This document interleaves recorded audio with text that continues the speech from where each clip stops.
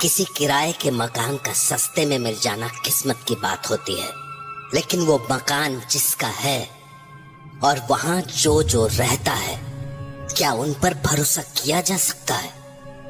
क्योंकि कई बार जो सामने दिखता है वो सच नहीं होता। ऐसी ही एक गलती अनिल भी करने जा रहा था। चलो बबीता, मैं चलता हूँ, 1-2 दिन में वापस आ जाऊंगा। पापा, आप कहाँ जा रहे हो? बेटा मैं अनिल, एक बार फिर सोच लो, रत्नागढ़ शिफ्ट होना जरूरी है क्या? वो जगह ठीक नहीं है, तुम भी जानते हो। हम अपने बच्चों के साथ ऐसी जगह पर कैसे रहेंगे जहाँ लोग जाने से भी घबराते हैं? बबीता, ये क्या बोल रही हो? मैंने कहा था ना, ये सब बेकार की बातें हैं। तुम ज्यादा मत सोचो, मैं 1-2 दिन में लौट आऊंगा। लेकिन अनिल, वो जगह अच्छी नहीं है। अरे, अगर वो जगह अच्छी नहीं होती तो मुझे वहां की फैक्ट्री का मैनेजर क्यों बनाया जाता? हाँ, मैं आज जा रहा हूँ ना, देखना इतना अच्छा घर ढूंढ के आऊंगा कि ना तो तुम्हें कोई शिकायत रहेगी और ना ही हमारे होने वाले बच्चे को। अनिल पर बस अब और कुछ मत कहो, बस निकल जाएगी मेरी, मैं चलता हूँ। अनिल ने अपनी पत्नी की बात नहीं मानी और वहां से रत्नागढ़ के लिए निकल गया। तो घाटियों और पहाड़ियों से होते हुए अनिल के बस धीरे धीरे अपनी मंजिल की ओर बढ़े जा रहे थे और लगभग 2 घंटे के बाद बस एक झटके से रुकी और कंडक्टर अनिल के पास आकर बोला, के भाया, गाड़ी में रहने का इरादा है के? घर न जाना तुमने? जी, पर अभी तो हम पहुंचे ही नहीं हैं? तो और कत्थे जाना है तुमने? आ तो गया राजसमंद। जी, लेकिन मुझे तो रत्नागढ़ जाना है। रत्नागढ़? रे बावरा हो गया के? तने पता नहीं है के कि रत्नागढ़ कैसी जगह सा? मैं समझा नहीं, आप क्या बोल रहे हैं? रे बंजर जमीन है वो, और शापित भी। कहते हैं वहाँ ऐसी शक्तियों का डेरा है जिसका हम इंसान सामना ना ही करे तो बेहतर है। हाँ, ये आप क्या बोल रहे हैं? देखिए प्लीज, ऐसी बातें करके मुझे डरा ही मत। मैं वहाँ किसी काम से जा रहा हूँ और मेरा वहाँ पहुँचना बहुत जरूरी है, इसलिए प्लीज जरा जल्दी कीजिए। ठीक सा, हमारा काम था समझाना, बाकी आगे थारे साथ जो भी होगा उसकी जिम्मेदारी सिर्फ थारी होगी। ओ ड्राइवर साहब, बस बढ़ा लो, सबको रत्नागढ़ छोड़ के आना सा। उसके बाद वो बस तीखे पहाड़ी रास्तों से होती हुई रत्नागढ़ की ओर चल पड़ी और थोड़ी ही देर में वो वहां पहुंच भी गई। ले भाया, आ गया रत्नागढ़। मैं तो अब भी कहूँ कि आज रात राजसमंद में काट ले, यहाँ सुबह आ जाना। बस वैसे भी वापस राजसमंद ही जावेगी तो छोड़ते चलेंगे तुम्हें। जी नहीं, थैंक यू, पर मैं यहीं उतर जाऊंगा। ठीक सा, जैसे थारी मर्जी, ईश्वर थारी रक्षा करे। तो उसके बाद अनिल वहीं उतर गया और वो बस लौटकर वापस राजसमंद चली गई। बस के जाते ही हर तरफ अंधेरा सा छा गया। तभी अचानक जोर की बिजली कड़की और अनिल को अपने सामने उस बिजली की रोशनी में एक औरत दिखी जो किसी घर की खिड़की से उसे ही देख रही थी।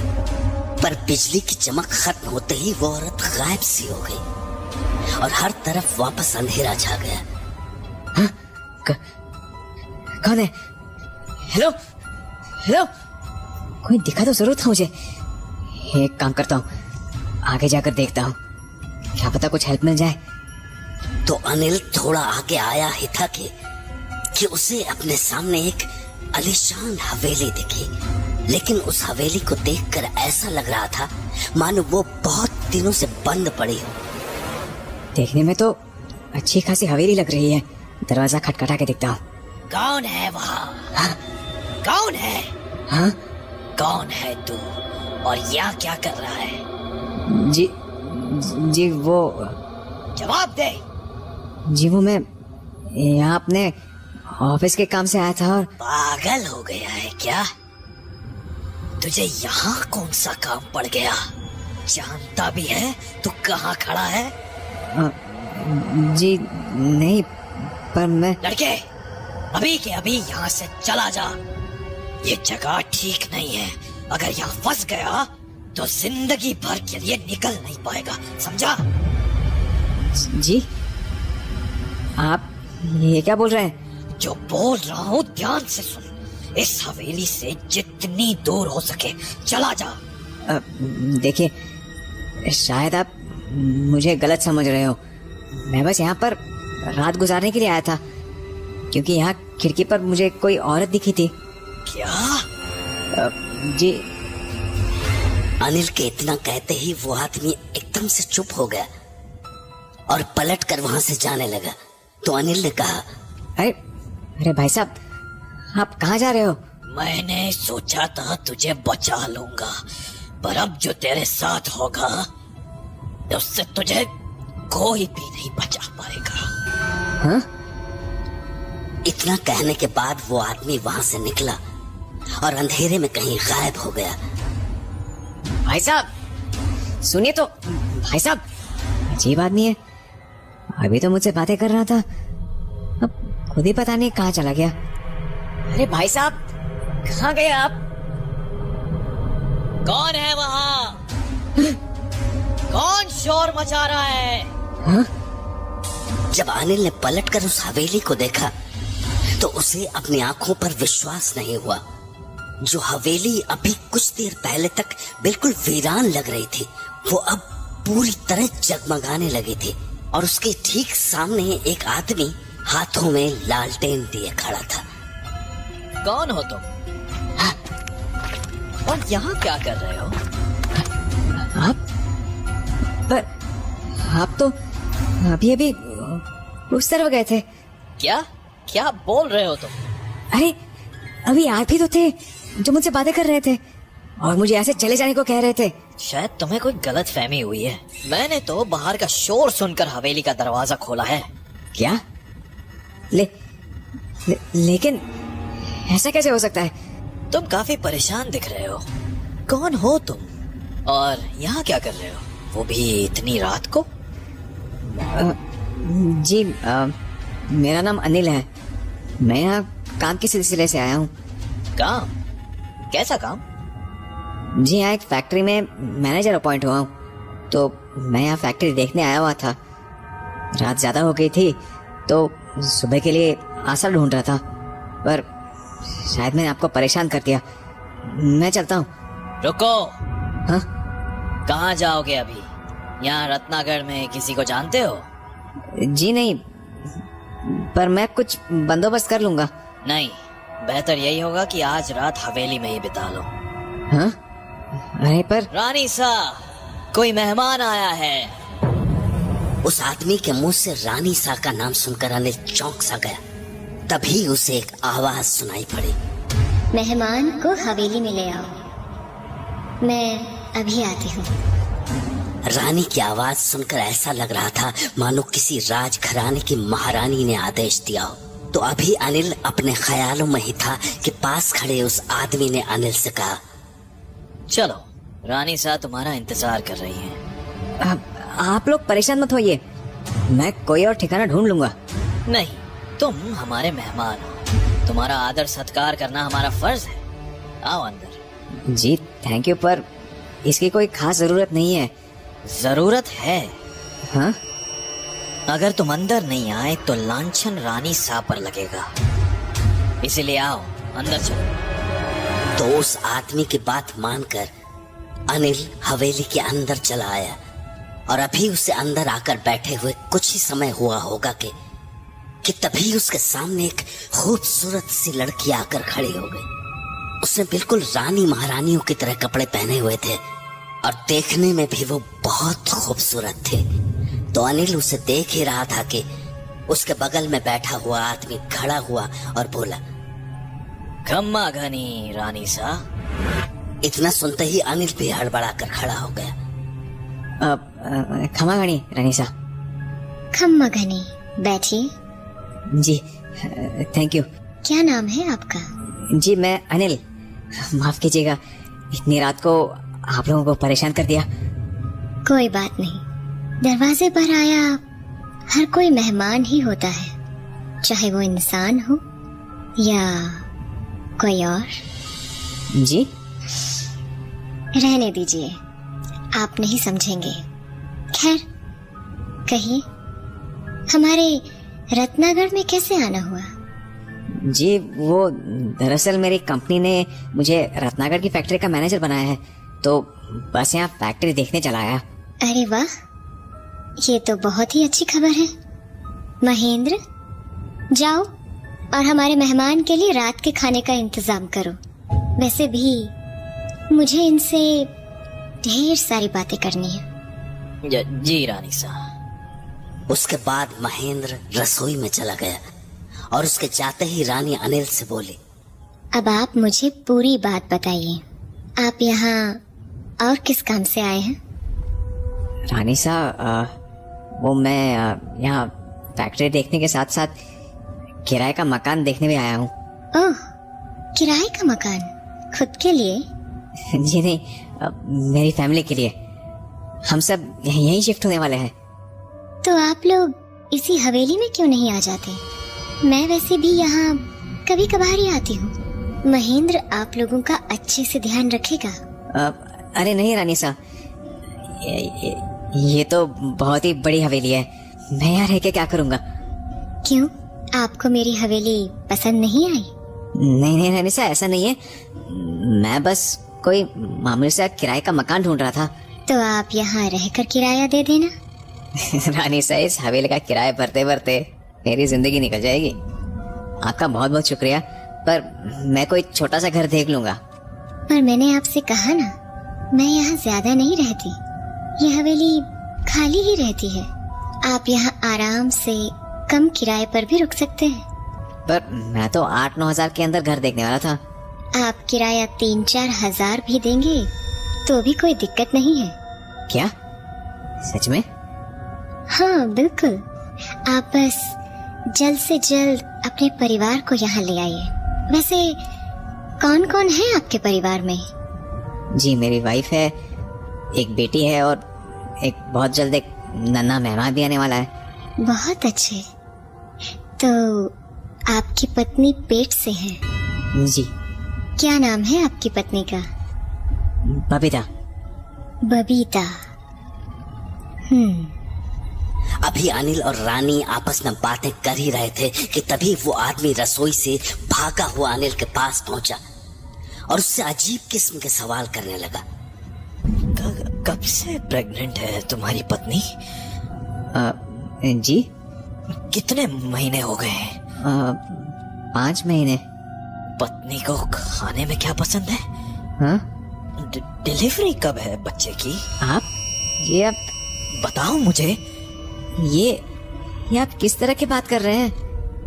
माफ कीजिएगा, दरअसल महेंद्र इन बातों पर थोड़ा ज्यादा ही उत्सुक हो जाता है। क्यों, है ना महेंद्र? जी रानी साहब, माफ कीजिएगा। मुझे लगता है तुम्हें अपना ध्यान खाना बनाने पर देना चाहिए।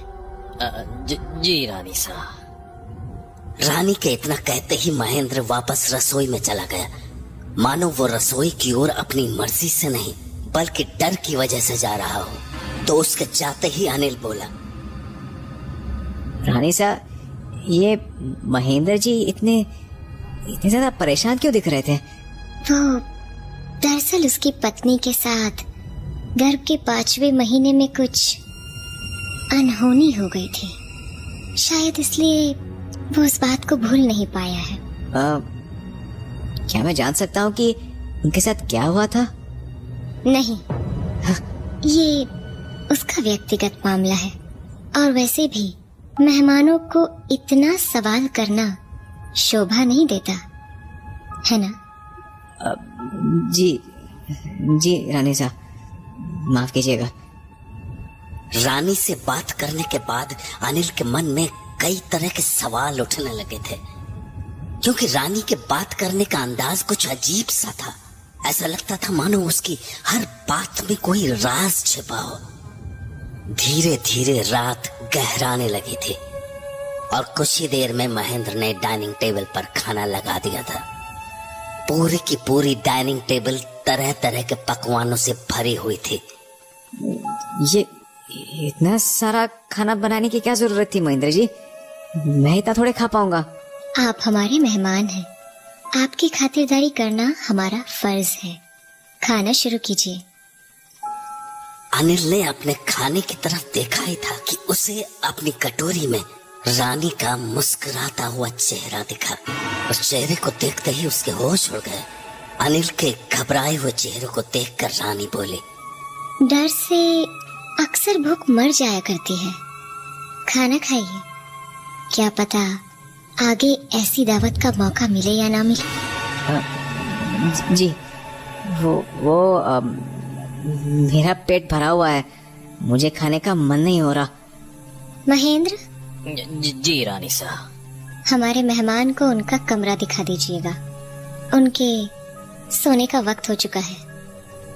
इतना कहकर रानी डाइनिंग टेबल से उठकर चली गई। रानी के जाते ही महेंद्र ने अनिल से पूछा, तुम्हें सच में भूख नहीं है? जी तो चलो मैं तुम्हें तुम्हारा कमरा दिखा देता हूँ। दरअसल मैं सोच रहा था कि मैं हवेली के बाहर ही रुक जाऊंगा। आप लोगों को तकलीफ देना अच्छा नहीं लग रहा मुझे। रानी साहब का आदेश है, तुम मेहमान हो, तुम्हें हवेली में बुलाने के बाद ऐसे नहीं छोड़ सकते। आ जाओ, कमरा दिखा दो। महेंद्र की बात को अनिल मना नहीं कर पाया और वो उसके साथ एक कमरे में चला आया। कमरा काफी बड़ा था। सामने एक बड़ा सा बिस्तर था और उसके ठीक पीछे एक बड़ी सी खिड़की थी जिस पर खूबसूरत पर्दे लगे हुए थे। कमरे में आने के बाद महेंद्र ने एक पानी की बोतल को बेड के सिरहाने रखते हुए कहा, आज रात यहीं आराम कर लो और कोई भी जरूरत हो तो सामने का दरवाजा खटखटा देना, मैं वहीं सोता हूँ। ध्यान रहे, मुझे आवाज मत लगाना वरना रानी साहब जाग जाएंगी। जी ठीक है।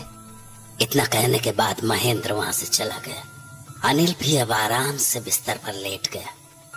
उस मखमली बिस्तर पर लेटते ही उसे नींद आ गई, पर कुछ ही देर बाद उसे अपने पीछे वाले खिड़की के पर्दे के सरकने की आवाज आने लगी, मानो कोई उसे अपने हाथों से धीरे धीरे हटा रहा हो। तो जब अनिल ने अपनी आंखें खोली तो उसे अपने सामने एक परछाई सी दिखी, मानो खिड़की के पीछे कोई खड़ा हो।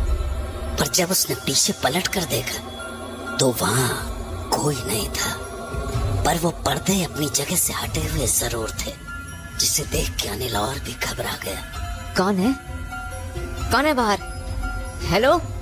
तभी अनिल की आवाज सुनकर महेंद्र भागा भागा कमरे में चला आया। क्या हुआ? हाँ? क्यों शोर मचा रहे हो? मना किया था ना शोर करने से।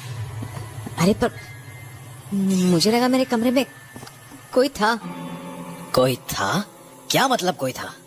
वो मेरे पीछे की खिड़की पर ऐसा लगा जैसे कोई था। हाँ? अभी तो नहीं होना चाहिए था ये। जी? तुमने किसी का चेहरा देखा था? पता नहीं, मुझे ठीक से याद नहीं। हो सकता है मेरा वहम होगा।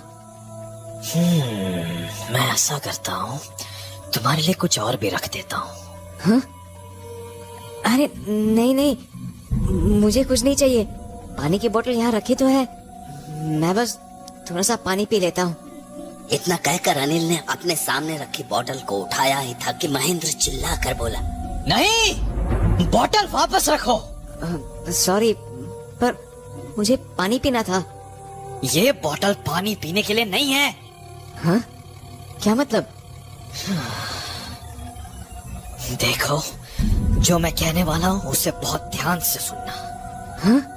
ये जगह ठीक नहीं है। आज की रात गुजार लो, पर सुबह होते ही तुम इस हवेली से चले जाना। हाँ? क्या? हाँ। ये आप क्या बोल रहे हैं?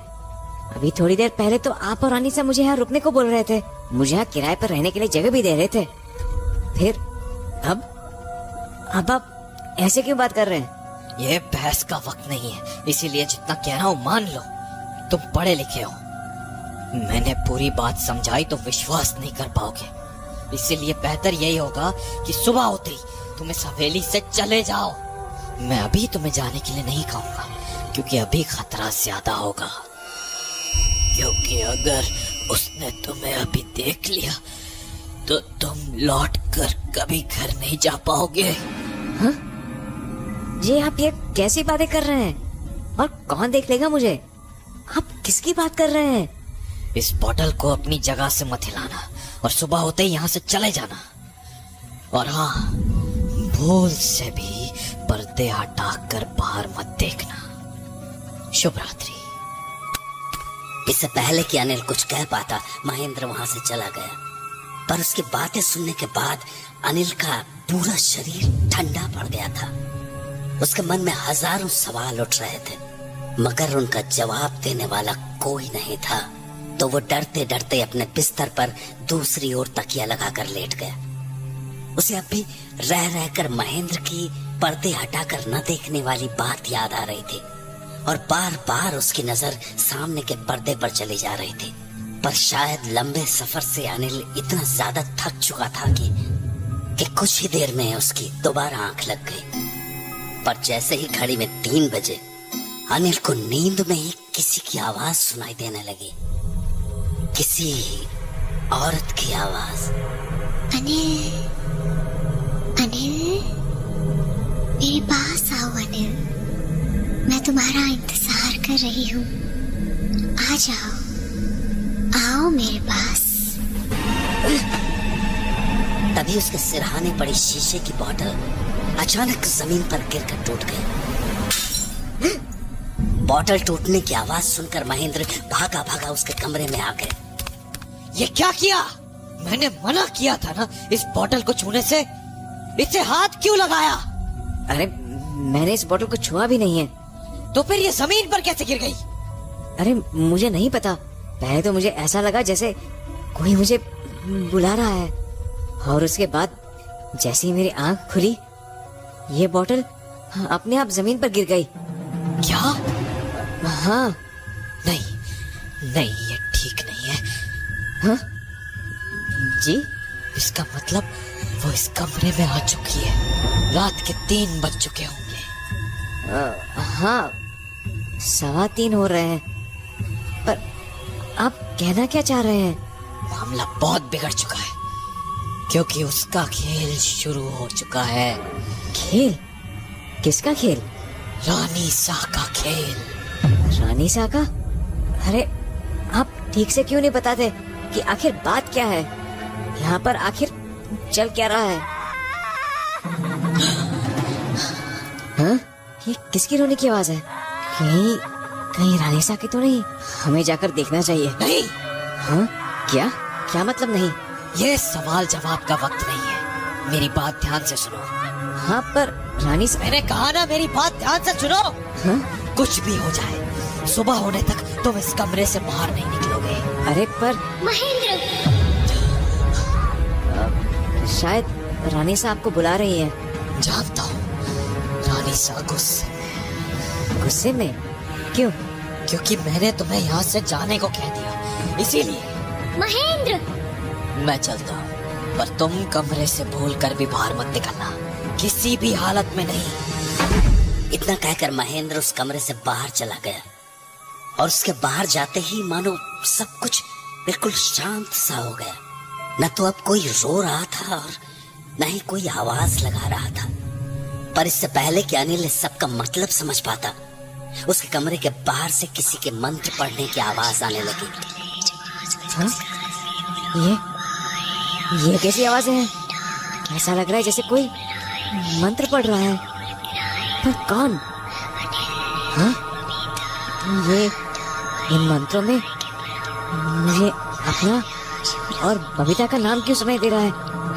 ये यहाँ पर हो क्या रहा है? अभी अनिल उन मंत्रों के बारे में सोच ही रहा था कि अचानक वो आवाजें आनी बंद हो गई, और फिर अचानक किसी आदमी के चीखने की आवाजें आनी शुरू हो गई। हाँ? ये तो महेंद्र की आवाज है। पर वो इस तरह क्यों चिल्ला रहे हैं? वो ठीक तो है? क्या करूं? बाहर जाकर देखूं क्या? उन्होंने तो मुझे बाहर निकलने से मना किया है। नहीं, मैं ऐसे हाथ पे हाथ धरे नहीं बैठ सकता। वो मुसीबत में है, मुझे बाहर जाना ही होगा। तो इसके बाद अनिल एक झटके से अपने कमरे का दरवाजा खोलकर बाहर आ गया। बाहर उसे महेंद्र तो नहीं दिखा, पर उसके सामने रानी जरूर खड़ी थी, जो उसे ही देखकर मुस्कुरा रही थी।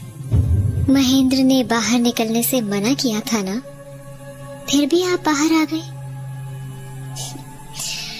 चलिए, अब आप भी हमेशा यहीं रहेंगे। अनिल को जब तक रानी की कही बात समझ आती, उसे अपने बगल से महेंद्र की आवाज आई। तुम कमरे के बाहर क्या कर रहे हो? मना किया था ना बाहर निकलने से। अरे पर मुझे आपके जोर जोर से चीखने की आवाजें आ रही थी, इसलिए मैं। वो मैं नहीं था। हाँ? तो फिर कौन था? तुम ये बातें छोड़ो और मुझे ये बताओ कि कमरे से बाहर आकर तुमने किसी को देखा तो नहीं था ना? हाँ, देखा था ना। रानी साहब अभी यही थी। क्या? हाँ, पर इसीलिए मैंने तुम्हें कमरे के अंदर रहने को कहा था। ये ठीक नहीं हुआ, बिल्कुल ठीक नहीं हुआ। पर हुआ क्या? कुछ नहीं, तुम अंदर कमरे में जाओ, सुबह मिलते हैं। उसके बाद अनिल ने कुछ नहीं कहा और अपने कमरे में जाकर सो गया। उस रात और कुछ भी नहीं हुआ। पर अगली सुबह जब अनिल रानी से मिला तो उसने कहा, उम्मीद है आपको अच्छे से नींद आई होगी। जी। तो कहिए, आप अपने परिवार को यहाँ कब लेकर आ रहे हैं? जी, मैं आज वापस जाऊंगा तो कल उन्हें लेकर यहाँ आ जाऊंगा। आपका जाना जरूरी है? हाँ, मैं उन्हें लेकर कैसे आऊंगा? आप चाहे तो गाड़ी हम भिजवा देते हैं, वो खुद ब खुद यहाँ आ जाएंगे। थैंक्स, पर मुझे घर का सामान भी साथ लाना होगा। अरे, सामान की क्या जरूरत है? इस पूरी हवेली में जो कुछ भी है आप ही का तो है। थैंक यू सो मच, पर शायद हमें कुछ सामान तो लाना ही पड़ेगा। मैं चलता हूँ। नहीं, आप ऐसे नहीं जा सकते। हाँ? मतलब?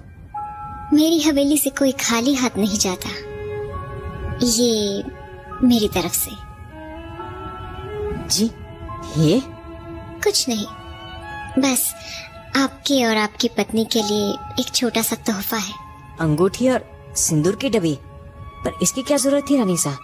देने को तो मैं सोने की अंगूठी और हार भी दे सकती थी, पर मुझे पता है कि आप खुददार आदमी हैं, इसलिए एक मामूली सी चांदी की अंगूठी ही भेंट की है।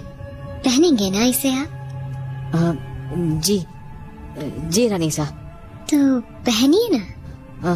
जी, अच्छी है। मुझे खुशी हुई कि आपको अंगूठी पसंद आई। आपकी पत्नी को तो मैं अच्छे से नहीं जानती हूँ, इसलिए उनके लिए बस एक सिंदूर की डिब्बी दी है। उनसे कहिएगा कि यहाँ आते हुए इसे लगाकर जरूर आएं। जी ठीक है रानी साहब, आपका बहुत शुक्रिया। अब मैं चलता हूँ। जरूर, जल्दी लौटिएगा, मैं आपका इंतजार करूंगी। जी जी रानी साहब। हवेली से निकलने के बाद अनिल राजसमंद पहुंचा और वहां से घर जाने के लिए उसे वो ही बस मिली जिससे वो रत्नागढ़ आया था। अनिल अपनी सीट पर बैठा ही था कि तभी बस के अंदर एक बुढ़िया घुसी और वो कंडक्टर उस पर चिल्लाने लगा। ए बुढ़िया, तू फिर आ गई? मना किया है ना तुझे बस में चढ़ने से, किराया तू दे न सके, बस फालतू में बस में चढ़े जावे। अरे अब तो छोड़ दे, अपने बेटे को ढूंढना, छोड़ के चला गया वो तुझे। ऐसा मत बोल, वो मुझे छोड़ के कहीं नहीं जाएगा। अच्छे से जानती हूँ मैं कि वो कहाँ है, बस अब वो मेरे पास लौट नहीं पा रहा है। हाँ हाँ, तेरी ये कहानी सुन के थक गया सू मैं, जा अंदर जाकर बैठ जा। कंडक्टर के इतना कहते ही वो बुढ़िया धीरे कदमों से चलती हुई अनिल के बगल वाली सीट पर आकर बैठ गई। अनिल उस बुढ़िया को देख ही रहा था कि तभी कंडक्टर ने उससे कहा, के भाया लौट आए रत्नागढ़ से? हो गया थारा जरूरी काम? जी हो गया। उसके बाद कंडक्टर कुछ नहीं बोला, पर रत्नागढ़ का नाम सुनते ही वो बुढ़िया एकदम से अनिल की तरफ मुड़ गई। तू रत्नागढ़ से आ रहा है? जी। तुझे वहाँ मेरा बेटा मिला था क्या? बेटा? अम्मा, मुझे कैसे पता होगा आपके बेटे के बारे में? मैं तो पहली बार गया था रत्नागढ़। वो वही रहता है सालों से। ओह, पता नहीं अम्मा, मैं नहीं जानता। तू रत्नागढ़ में कहाँ रुका था? वो हवेली है ना रानी सा की, वहीं पर। हवेली? जी। फिर तो तूने मेरे बेटे को देखा होगा ना? वो उसी हवेली में तो रहता है। हाँ, कहीं आप महेंद्र की बात तो नहीं कर रही? हाँ, वही तो है मेरा बेटा। कैसा है वो? 10 साल से उसका चेहरा नहीं देखा मैंने। अरे क्यों, वो आपसे मिलने नहीं आया? नहीं, 10 साल हो गए, पर मेरा महेंद्र उस हवेली से कभी लौटा ही नहीं। 10 साल? पर इतने सालों में वो आपसे मिलने क्यों नहीं आया? मुझे पता नहीं बेटा। जाते वक्त अपने साथ अपनी बीवी को भी ले गया था वो भी तब जब से वो पेट से थी। मैंने बहुत समझाया था उसे, पर उसने मेरी एक बात नहीं मानी और वहाँ जाते ही मेरी बहू खत्म हो गई। रह गया तो बस मेरा बेटा महेंद्र, अकेला। फिर भी कभी मेरे पास वो लौट कर नहीं आया। न जाने ऐसा क्या लगाव हो गया है उसे उस खाली हवेली से। खाली हवेली? हाँ, हवेली वीरान ही तो है। महेंद्र के अलावा कोई नहीं रहता है वहाँ। अरे नहीं, रानी सा भी रहती है वहाँ। मैं तो खुद उनसे मिलकर आ रहा हूँ। अब मुझ बूढ़ी को ज्यादा नहीं पता है बेटा। मैं तो वही बोलती हूँ जो लोग कहते हैं। मुझे तो बस अपने बेटे की चिंता लगी रहती है। उस बुढ़िया की बातें सुनकर अनिल को दुख तो हुआ, पर वो इस मामले में ज्यादा कुछ कर भी नहीं सकता था। इसलिए उसने अपनी आंखें बंद की और घर पहुंचने का इंतजार करने लगा। उस शाम घर पहुंचकर जब अनिल ने अपनी पत्नी से रत्नागढ़ चलने के लिए कहा तो वो बोली, पर इतनी जल्दी क्या है? आपने तो अभी तक फैक्ट्री भी नहीं देखी है। अरे फैक्ट्री तो मैं वहाँ जाने पर ही देख लूंगा। वो तो मेरी कंपनी की ब्रांच है, उसकी चिंता क्यों करती हो? वैसे भी मैं रत्नागढ़ अपनी फैक्ट्री देखने थोड़ी गया था। मुझे तो हमारे लिए एक अच्छा सा घर ढूंढना था और थैंकफुली मुझे मिल भी गया। तुम्हें अंदाजा भी नहीं है कि वो घर कितना सुंदर है बबीता। घर नहीं, हवेली है वो, हवेली। ऊपर से किराया भी इतना कम है। मैं इतने अच्छे घर को हाथ से जाने नहीं देना चाहता हूँ। लेकिन ऐसे अचानक कैसे चले जाएं? इतना सामान भी तो है। अरे हमारे काम का सब कुछ है वहाँ, और अगर कुछ जरूरत पड़ी तो यहाँ से शिफ्ट करवा लेंगे। पर बबीता ज्यादा सोचो मत। ऐसे अनजान शहर में इतने अच्छे घर का मिल जाना बहुत किस्मत की बात होती है। और तो और वहाँ तुम्हारी भी बहुत ज्यादा मदद हो जाएगी। मतलब? अरे हमारे साथ रानी सा का वो आदमी भी तो रहेगा ना, महेंद्र। जब तुम्हें बेबी होगा तो घर के सारे काम वो देख लेगा, इसलिए तुम बिल्कुल रिलैक्स हो जाओ। पता नहीं अनिल, मुझे एक अजीब सी घबराहट हो रही है। मैंने रत्नागढ़ के बारे में कभी भी अच्छी बातें नहीं सुनी है। पता नहीं वहाँ जाना ठीक भी होगा या नहीं। अरे बबीता, तुम अब भी इन सब अफवाहों के चक्कर में पड़ी हो। जब मैं खुद वहाँ जाकर देख चुका हूँ तो फिर दिक्कत क्या है? चलो अब जल्दी से निकलते हैं, नहीं तो रात ज्यादा हो जाएगी। अच्छा, वहाँ पे जो रानी सा थी ना, उन्होंने ये सिंदूर दिया है तुम्हारे लिए, इसे लगा लेना। क्यों? लगाने की क्या जरूरत है? अरे समझो ना, रानी सा है वो, मकान मालकिन है। उनका मान रखने के लिए सिंदूर लगा ही लोगे तो तुम्हारा क्या जाएगा? लगा लो, उन्हें भी अच्छा लगेगा। अब चलो जल्दी करो, हमें निकलना होगा। हाँ, मैं आती हूँ। रत्नागढ़ के बारे में सुनकर बबीता वैसे ही बहुत परेशान थी, और जब अनिल ने उसे वो सिंदूर की डिब्बी दी तो वो और भी ज्यादा घबरा गई। इसीलिए वो सीधी ही अपने घर के मंदिर के पास चली आई और उस सिंदूर की डिब्बी को बजरंगबली के चरणों में रखते हुए बोली, हे बजरंगबली, रत्नागढ़ से आई किसी भी चीज को मैं अपने पास नहीं रख सकती, इसीलिए मैं ये आपके चरणों में समर्पित कर रही हूँ। वैसे भी मैं बस आपके नाम का ही सिंदूर लगाती हूँ। मैं आपके पास से अपने परिवार के लिए ये कलावा लेकर जा रही हूँ, आप हमारी रक्षा करना। तो उसके बाद बबीता वापस कमरे में आई और तनु की कलाई पर भी वो धागा बांध दिया। पर जैसे ही वो कलावा लेकर अनिल के पास पहुंची, बबीता, ये सब क्या कर रही हो तुम? वहाँ जाकर ये सब कर लेना, अभी जल्दी निकलते हैं प्लीज। अरे लेकिन अनिल। इससे पहले कि बबीता कुछ कह पाती, अनिल जल्दबाजी में घर से निकल गया और उसके पीछे पीछे बबीता और तनु को भी आना पड़ा। तो अगले कुछ ही घंटों में वो लोग रत्नागढ़ की उसी हवेली के सामने पहुंच गए जिसके बारे में अनिल ने उन्हें बताया था। पर हवेली के सामने आते ही बबीता के कदम मानो जम से गए। बबीता, क्या हुआ? आओ अंदर चलो, देखो कितनी सुंदर हवेली है। रानी सा हमारा इंतजार कर रही होंगी। हाँ मम्मी, चलो ना। नहीं, मुझे कुछ अजीब लग रहा है। अजीब? क्या अजीब? पता नहीं, पर मुझे ये जगह ठीक नहीं लग रही। मुझे नहीं लगता हमें अंदर जाना चाहिए। कैसी बातें कर रही हो बबीता? अच्छी खासी हवेली है, चलो ना अंदर चलते हैं। नहीं, मैं और तनु कहीं नहीं जाएंगे। हम वापस घर लौट रहे हैं। चलो मेरे साथ। कैसी बातें कर रही हो बबीता? अब तो ऐसी बातें मत करो प्लीज, जल्दी से अंदर चलो वरना ठंड बढ़ जाएगी। मैंने कहा ना, मुझे सही नहीं लग रही है ये जगह।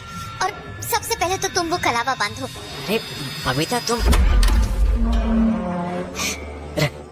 रानी सा। तो आप आ गए, अंदर आ जाइए और अपने परिवार को भी लेते आइए। जी रानी सा, मैं तो कब से कह रहा हूँ अंदर चलने को, ये मान ही नहीं रही है।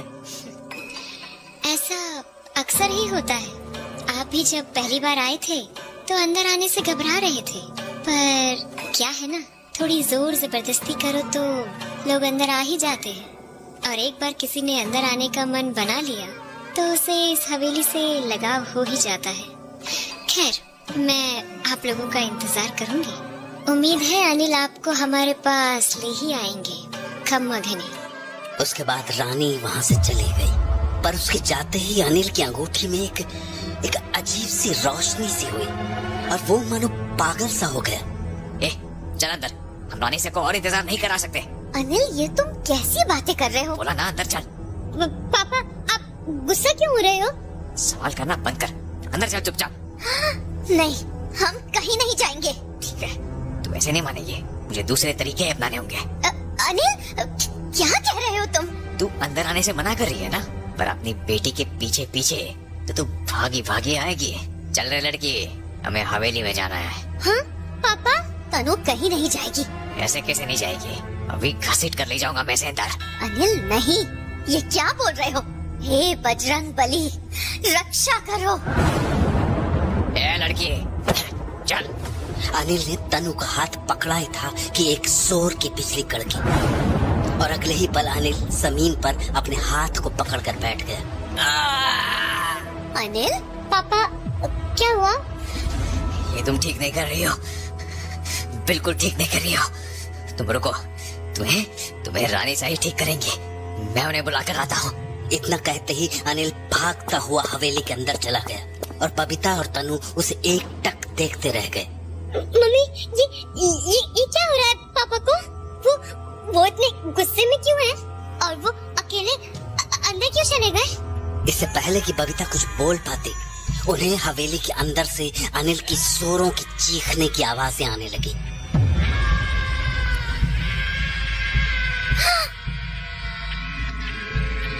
पापा, तनु बेटा, जल्दी अंदर आ। हाँ, पापा बुला रहे हैं। चलो मम्मी, लगता है पापा को चोट लगी है। नहीं बेटा, हाँ, हम अंदर नहीं जाएंगे। क्या? पर क्यों मम्मी? देखो ना, पापा को दर्द हो रहा है, वो हमें बुला रहे हैं। नहीं तनु, वो तेरे पापा नहीं है। हाँ, पापा नहीं है? मतलब?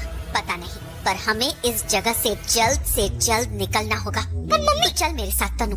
तो उसके बाद बबीता और तनु वहाँ से फौरन बस लेकर अपने घर के लिए निकल गए। मम्मी, हवेली के पास क्या हुआ था? और पापा मेरा हाथ पकड़ने के बाद जमीन पर क्यों गिर गए थे?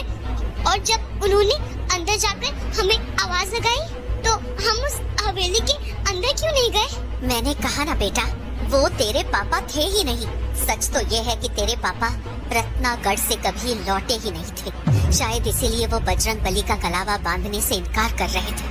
और तूने देखा ना, कलावा को छूते ही वो कैसे जमीन पर गिर पड़े। तो बजरंगबली हमें प्रोटेक्ट कर रहे थे?